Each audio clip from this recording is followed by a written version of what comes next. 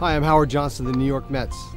My testimony is pretty simple. I mean, I recognize I had a need I couldn't fulfill, and when gospel got shared to me, I realized that Christ is what I needed, and I needed to give up my own selfish ways and fill that hole and fill that void with Christ.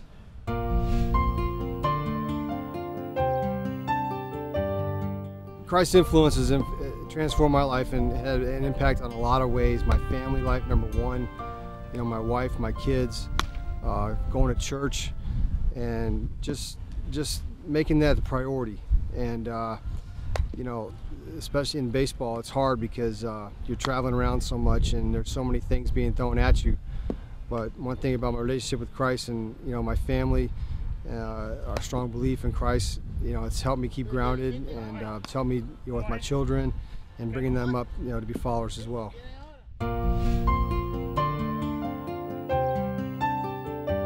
Well, I think that, you know, by living your life pleasing to Christ, you know, by setting a good example, I think that's what that really sends the best message to others, because, you know, in our profession, we're on the camera all the time. We're in the field. People are always, you know, trying to get a piece of you, and I think that, you know, if you're real and you're not trying to be self-promoting, I think if you just live your life, you know, with Christ as, you know, the center point, I think then you live a life that others see and want to copy.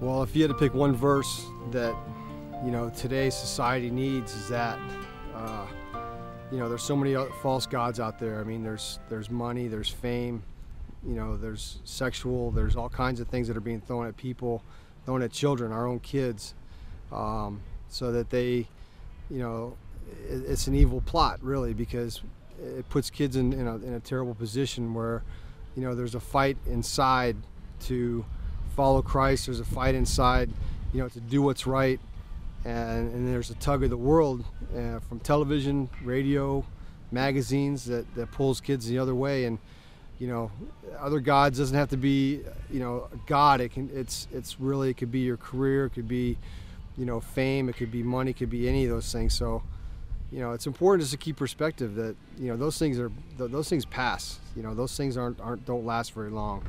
And your relationship with Christ and how it impacts you and your family and those around you throughout your life, that's what's going to last.